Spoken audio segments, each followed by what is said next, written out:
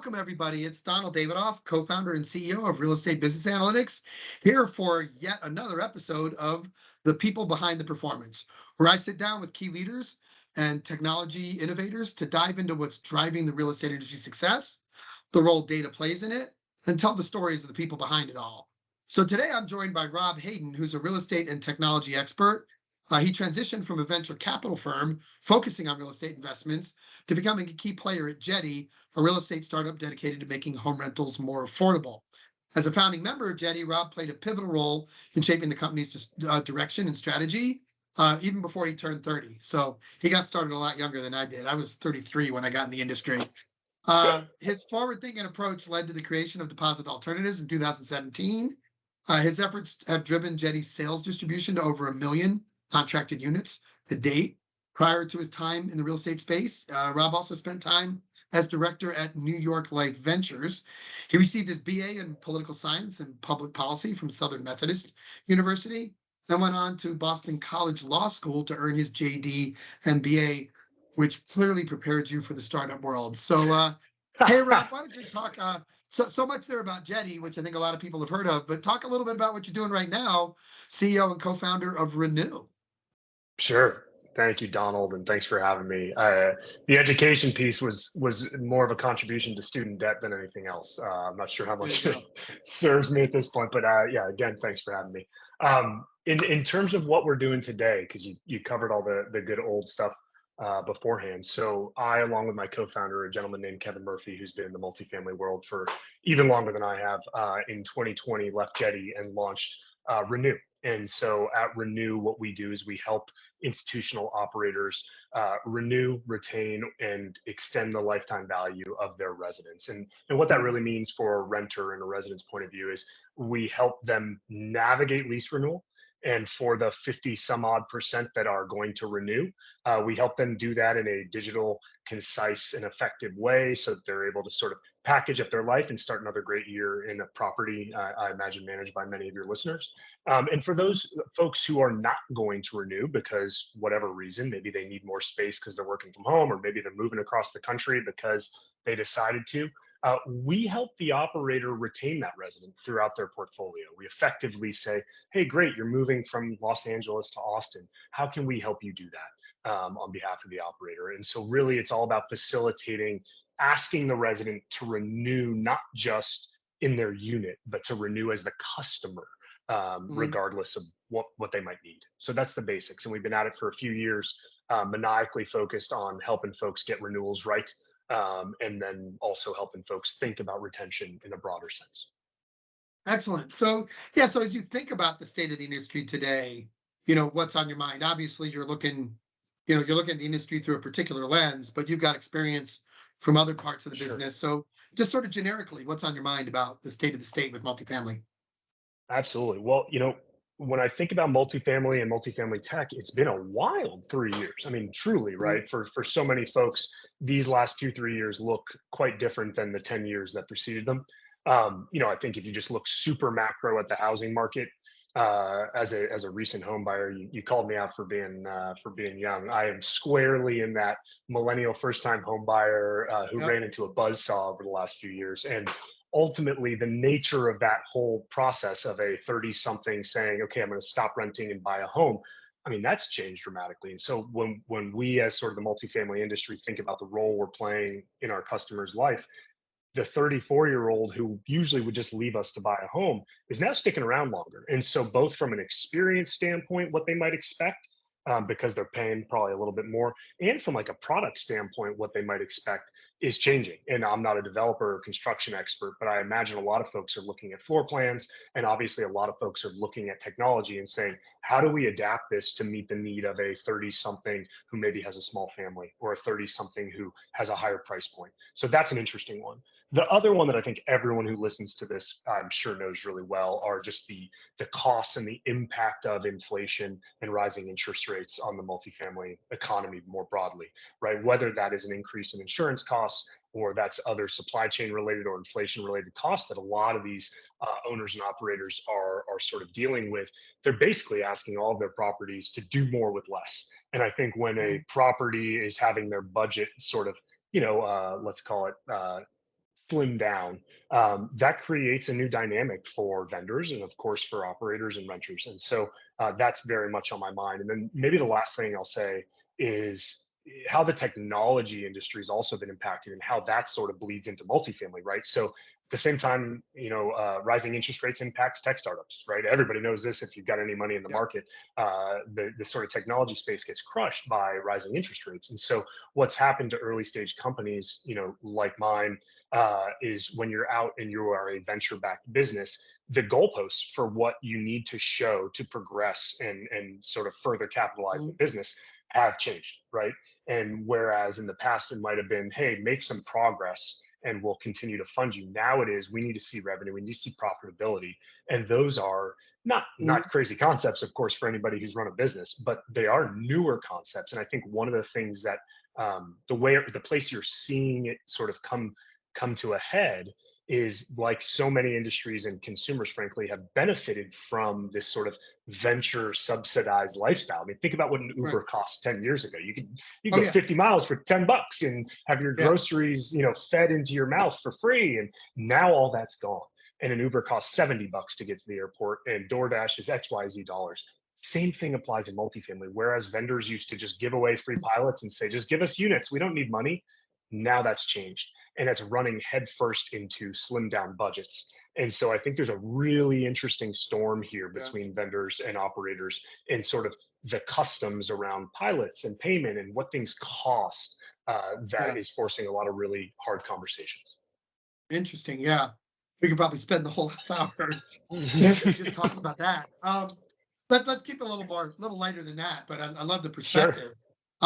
Just I mentioned that you're one of the co-founders of Jetty, but how did you get your start in the industry? Like, what brought you, sort of that bridge from a law degree into tech startups in this industry? Sure. So a sort of windy road, as for so many folks, right? So I started as an attorney, and I was actually at a health tech company, sort of at the beginning of the telemedicine space, right? When you could Mhm. start to FaceTime your doctor in the early 2010s. And I absolutely fell in love with the experience, the product development, basically everything that was going on. Just, I mean, this because you've done it 100 times, right? Mhm. Like all the different joys of creating a product from nothing. And I was sort of the lawyer in the windowless room, reading NDAs and Mhm. contracts. And I raised my hand and I said, I'm not so good at this lawyer thing. Can I do some of the product or the technology or the marketing? And they basically said, no, go back in your hole. I joke, they were wonderful people, but Yeah. it was just a realization that I needed to get some experience doing other things outside of the legal profession. And so that really was my shift. And then I got lucky. The insurance and real estate space was really starting to heat up from a tech perspective. Gosh, now 8 9 years ago, and Uh-huh. landed in this venture job for a Fortune 100 company. And they basically said, look, we're a massive company. And so basically any technology is relevant to us. So go explore what's relevant strategically to us. And that's what led me into real estate. Yeah, interesting. But I mean, I imagine, I mean, the space that Jetty was in, the law background certainly didn't hurt, because Absolutely. there's a lot of, when you get into payments, like, we're on the data analytics side at Reba, other than a little bit of GDP, GDPR, a little bit of PII, which, we just try to avoid that. It's not heavy on any of the legal or regulatory stuff, but when you get into payments and deposit alternatives and things like that, that must have been fascinating. It was incredibly interesting, and kudos to a lot of the buyers on the multifamily side as well, because we were going in and look, there was deposit alternative products that had been in the space a little bit for a while, not necessarily as digitized or not presented in the same way, but the Mhm. industry was maybe like lightly aware of them. And when we showed up and started trying to present these insurance agreements, I mean, talk about a sales process, right? Like it Yeah. went the typical sales process for a SaaS product is like, this is how it works. And, of course, here's all the privacy issues and all the integration issues. But this was all that plus here's a 38-page insurance product that we have to walk through line by line. And, my co-founder, Kevin Murphy, and I, he was at Jetty as well. We were scaling up our go-to-market team. And it was one of the things that we had to bring up in the interview process. Like, we know you've sold X or Y or Z. FYI, you're going to have to sit and walk through an insurance document to close a deal. And it Mhm. was heavy. It was certainly heavy. Yeah. Interesting. So, who really has been your most influential professional mentor? Who have you sort of learned from in your journey today? Wow, that's a great question. So I had the luxury of having a scholarship in college. It was called the Hunt Leadership Scholarship at SMU. And there was a gentleman for whom the scholarship is named after who ended up hiring me after school. And this is someone, he's still operating the business, who had achieved tremendous personal and financial success. And as a young kid, you see all that and you're just like, oh, this guy, he could, if he wanted to, ride a helicopter around or whatever it might be. And ultimately he operated with such humility, Mhm. and by the way, sort of speak softly, carry a big stick. He certainly did some hard business. I don't Yeah, want to he, sell he him short. he knew how to negotiate.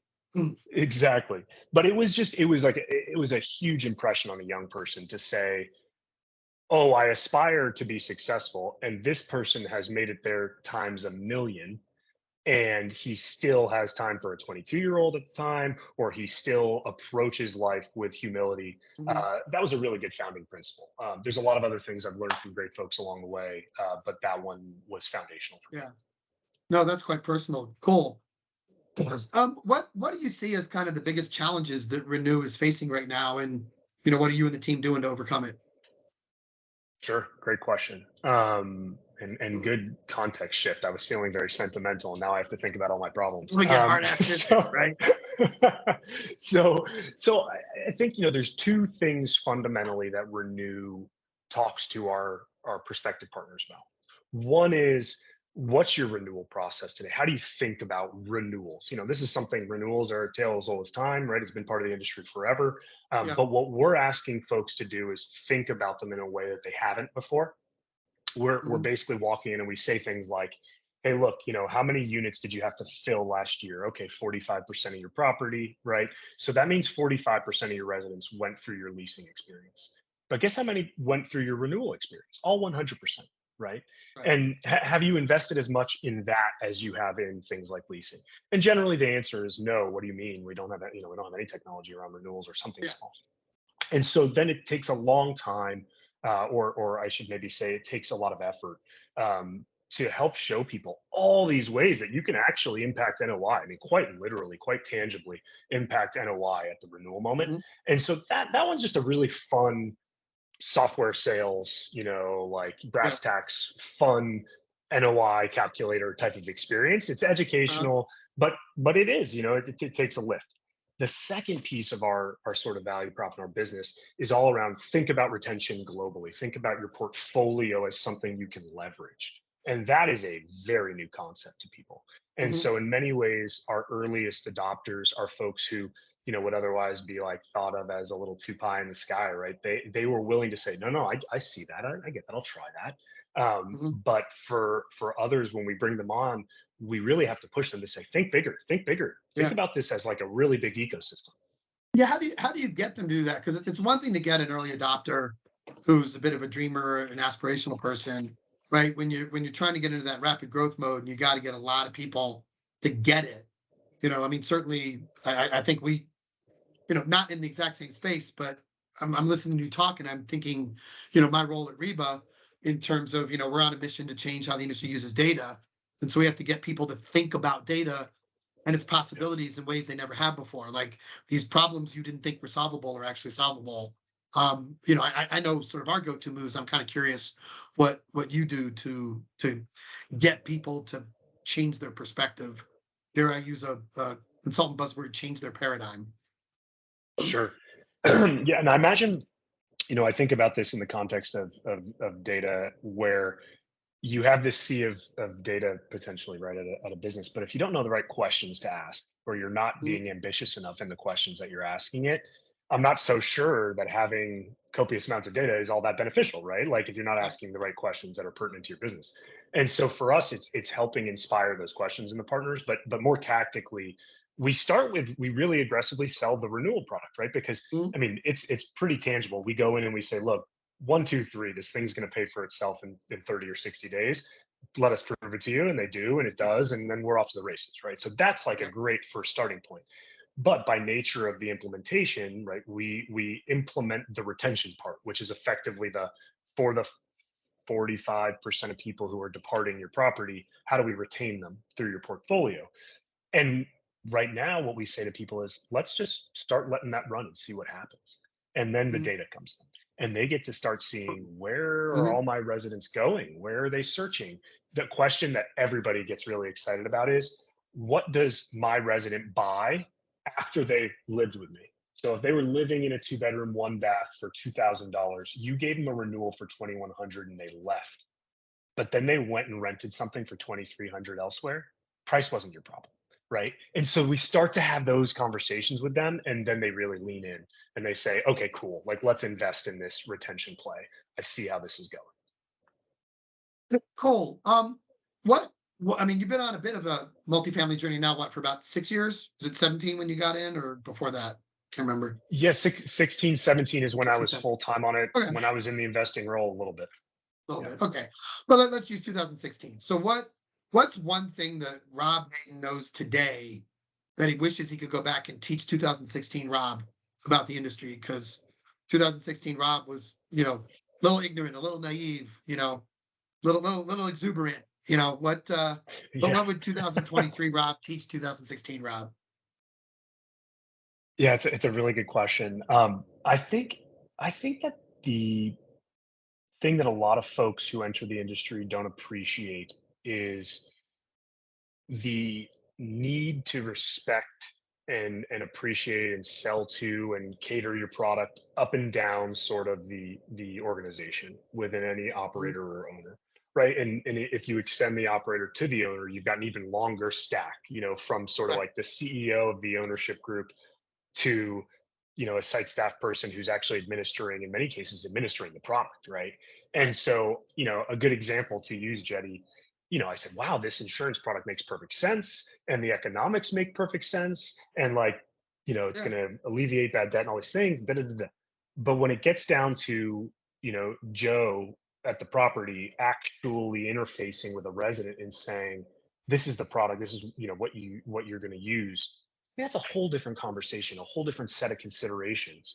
And so Yeah. when we've been building Renew, we very much take the approach in product development of thinking about the user stories, not just from the perspective of the VP of ops. I mean, we consider them, of course, not just Right. the VP of marketing, right? But someone on site, the resident, right? Anybody who is going to interact with this thing, you really do need to appreciate them, because for a lot of the good organizations that we work with, they consider that site level feedback just as much as they consider the Yeah. VP of ops. No, absolutely. And so let's switch gears a little bit. Talk about subject nearest and dearest to my heart, which is data. Obviously, I always ask all the people I bring on this webcast this question, right? Because the term data-driven decision making gets thrown around. It's become, it's become somewhat meaningless, like luxury or good service, right? Data-driven decision making. What does data-driven decision making mean to you? Sure. So to give a pretty like blunt, straightforward answer, I think it's having a shared set of facts, having an understanding what the right questions are, like actually Mhm. spending time getting to that. But then also, and I think this is the challenge with it, being prepared to be wrong and setting up a Mhm. infrastructure and a culture where you believe in the shared set of facts, you believe that you're asking the right question, and so if the answer you receive is not what you expected or wanted, you're in a posture to adjust and actually react to that, not just say, hey, thanks for the data, because I Yeah. actually thought X or Y or Z. So I think it's sort of that, those three, right? Shared set of facts, and actually diving into and being able to like react and adjust to it. Um, the only other thing I would say is it is not so much a quantity game as it is a quality game. Mhm. I think sometimes we can get lulled to sleep by that, where it's like, oh, this model has 10 million rows and Yeah. 7,000 columns. That doesn't necessarily mean quality. Yeah, no, the what you said really resonated with me. I remember early in my days at Archstone, like I knew we had changed the game when a senior vice president who was known for just kind of throwing his weight around, change this, charge this, do whatever. I was on a call with him, a regional and community manager, and he made one of his declarations, raise the rent, $50. And the community manager just said, now I won't mention the name because I'm not out to embarrass anybody, but the community manager said, well, um, okay, but you realize we're actually up now at 8.5% availability, and we've only done 2 leases in the last month, right? Blah, blah, blah. And so and the senior vice president went, oh, um, yeah, no, don't do that. Let's leave it where it is. And it was like, oh wow, instead of the loudest person, the highest ranking person, controlling everything, like this community manager had the courage. I say push back. I mean, all she did was share some information, but it was data Sure. from the system that otherwise wasn't quickly available. I mean, sounds trite today, but I'm talking 25 years ago when the data wasn't quite at your fingertips like it can be today. And it was just amazing to watch the power of a community manager. It wasn't about opinion, it was just about facts. It wasn't about, Yeah. challenging her boss's boss. It's just sharing facts. And all of a sudden they made a better decision. Yeah, it's great. I mean, that is an interesting, sort of pillar to add into this, which is like if you're going to be as objective as possible, data wielded by person A needs to be equal to data wielded by person B, even if their sort of Yeah. political equity is different or whatever. Yeah, Yeah. great point. No, I mean that's why, to me, data can be the great equalizer.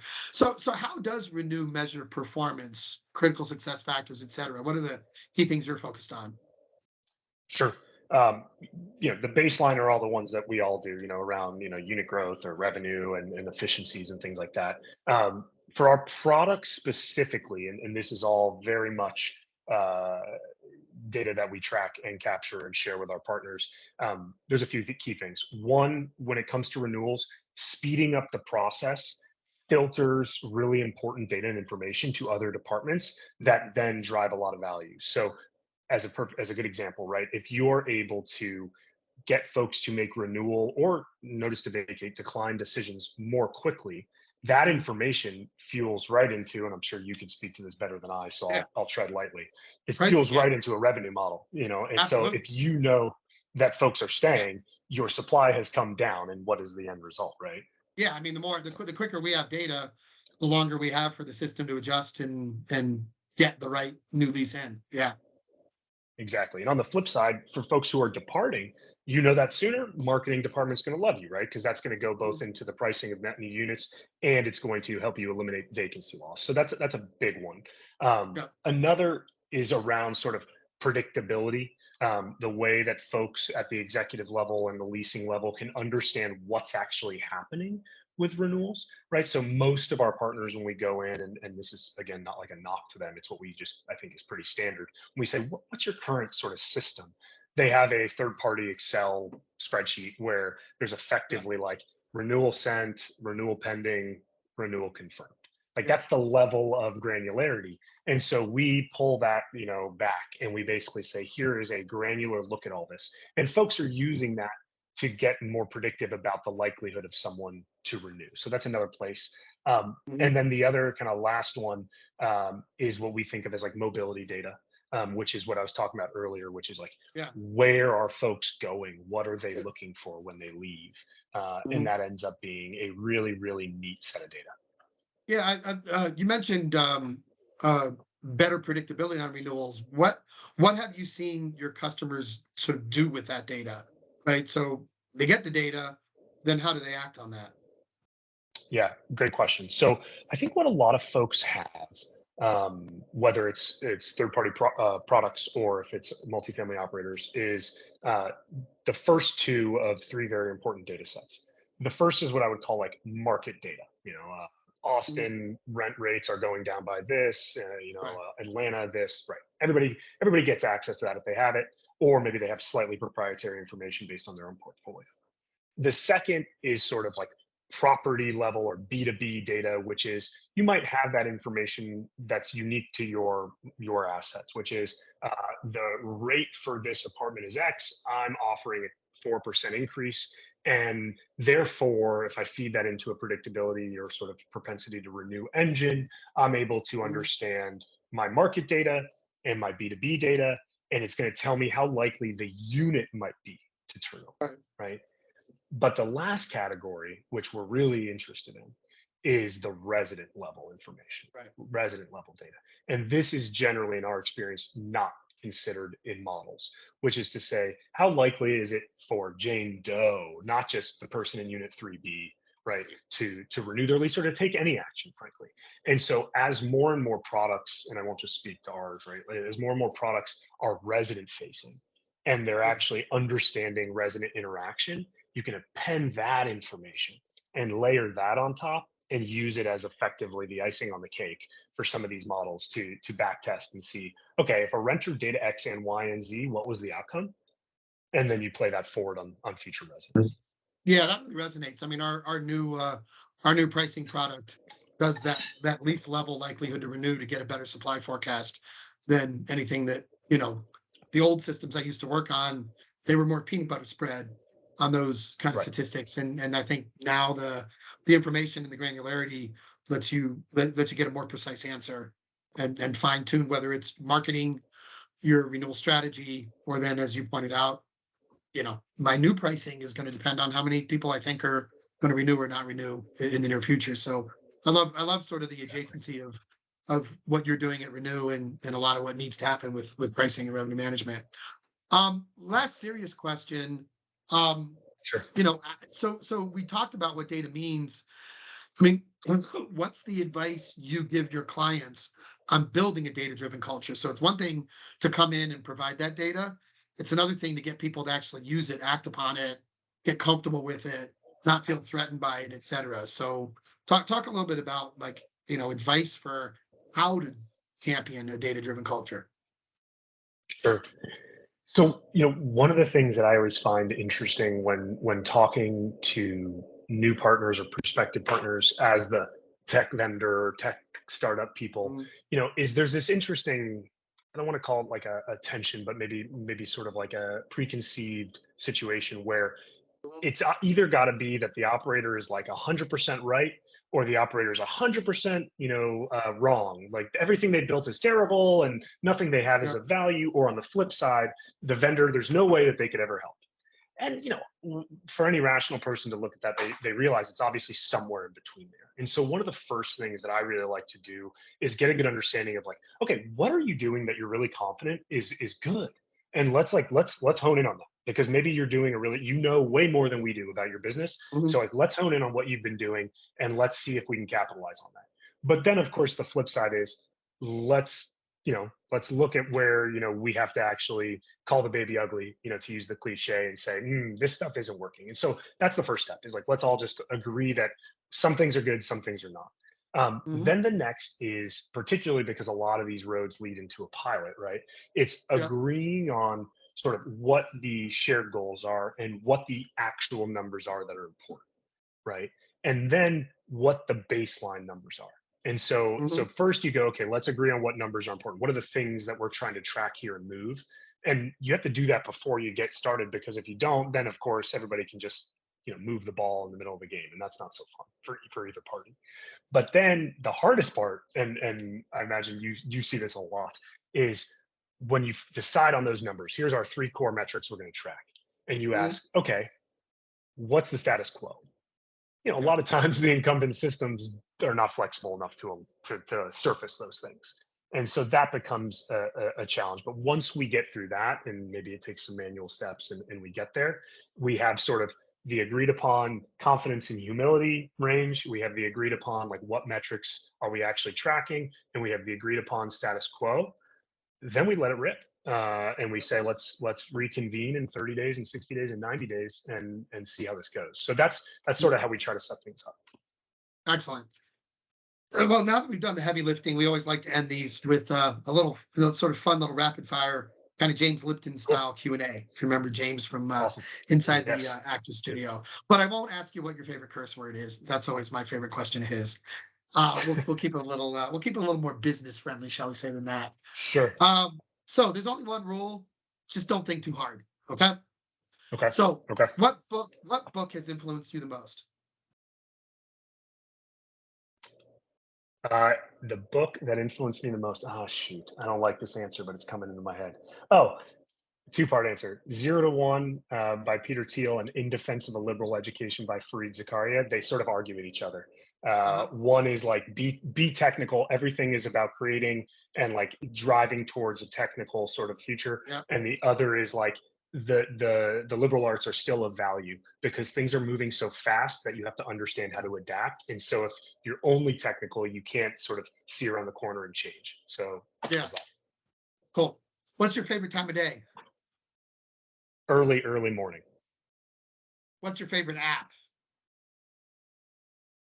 Uh, the Masters Golf app. You only use it 4 days a year, but it is the most impressive consumer app I've ever seen. I don't know if you're a golf person, but it is like incredible. And I don't know why they've invested so much in an app that people use for 4 days, but it's good. What's your pet peeve? Oh man. Um, personally, that I have like tick words. I'm noticing it as it's happening. I Uh, like come back, when all of us have it, but when we go back to our words that we repeat over and over when we're thinking, yeah, uh, I notice them in myself and it kills me. drives you nuts.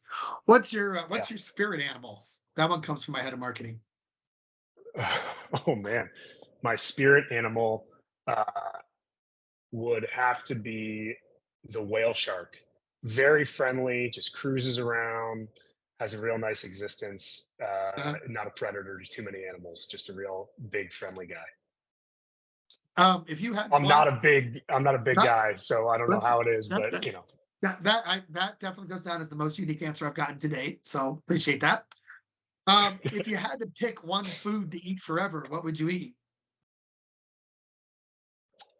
uh, my mom's arroz con pollo. My mom's Uh, Cuban. Yeah, yeah. It's a okay. good. It works for everything when But you're wait, sick, when you're not. your mom's Cuban, and you say arroz con pollo, not ropa viejo. Right. Ropa Vieja is harder to like digest. It's good. That's my number one. That's a Yeah, lot of respect for you pulling that I one got out. I I just got don't to know if I could Cuba do a it every day. I got to Cuba a couple times before John Bolton shut it down, and Oh I don't wow, know, man. The ropa vieja when you're in Havana, there is no that's the bad best. place for that anywhere. And they just don't make stuff like that in the U.S. Yeah, Anyway, it is the what best. last question? What's your go-to for having a good laugh? I like a lot of stand-up comedy. I know it's maybe a cop out there, but Uh, Netflix is always churning out new stand-up comedy. So if anybody has any good recs, please send them my way. I'd love to start a conversation that way. Excellent. Yeah, my comics are all sort of old school. I'm like Lewis Black and Emo Phillips and Stephen Wright and that kind of Oh stuff, yeah, which I am really oh dating yeah. myself with the last two of those. Oh, Lewis Black. Yeah. Well, no, All Lewis right. is still contemporary, but Stephen Wright and Emo Phillips. I mean, they're around, but Sure. I'm dating myself with those guys. They were pre Robin Williams. Anyway, Yeah. cool, They're Rob. great. So thanks for sharing your insights with us today. Where can everybody find out just a little bit more about you and about Renew? Sure. Renew's website is heyrenew, HEYRENEW.com. And then I'm on LinkedIn, or you can just email me at rob@heyrenew. I'd love to chat about anything industry related or otherwise, or comedy or Cuban food. Excellent. Thanks.